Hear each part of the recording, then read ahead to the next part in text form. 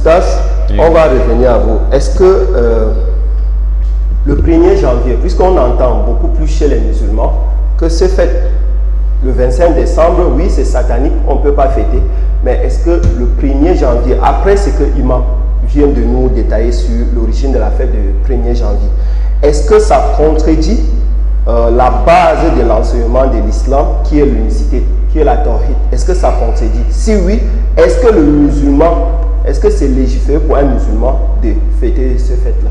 Non, comme on a dit tout à l'heure, le musulman n'a que 2 fêtes. Et je vous ai parlé qu'il y a une règle en islam. Donc si les chrétiens avaient cela, personne ne devrait demeurer chrétien actuellement. C'est quoi? Premièrement, le suivisme aveugle. On ne suit pas aveuglement.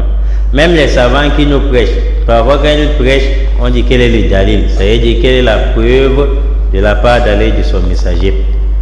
Même si un savant fait quelque chose, on ne va pas le suivre parce que c'est un savant. Il s'est appuyé ou de la part d'Allah et du prophète alayhi salam.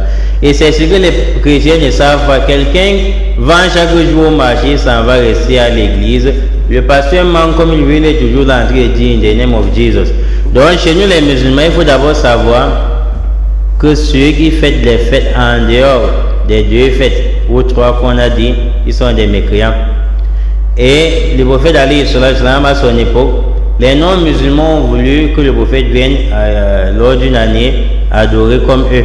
Et à une autre année, ils viennent joindre le prophète, adorer ce que le prophète adore. Allah a révélé une sourate, un chapitre qui est les mécréants.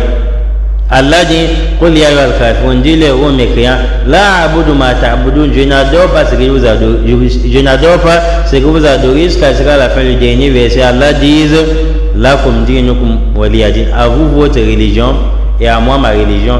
À vous votre religion veut dire tout ce qui concerne votre religion, que ce soit les veillées, que ce soit les fêtes, à vous votre religion et à moi ma religion. Et la religion islamique n'a légiféré que 2 fêtes, la fête de mouton et la fête après le jeûne du mois de Ramadan, et plus ou moins aussi la fête du vendredi. Et si on veut parler du 1er janvier, veut dire quel est l'acte d'adoration qui vient autour du 1er janvier pour que le musulman parte fêter cela, lorsqu'on a démontré ici que nos fêtes viennent après les actes d'adoration. Donc le 1er janvier aussi c'est satanique, le 25 décembre c'est satanique. Et si quelqu'un dit, d'autres musulmans ont dit on peut fêter cela, on va rentrer à la base. La base c'est, même si d'autres musulmans ont fêté, est-ce qu'Allah a légiféré cela dans le Coran ou le prophète? Est-ce que le prophète avait même fêté le 1er janvier?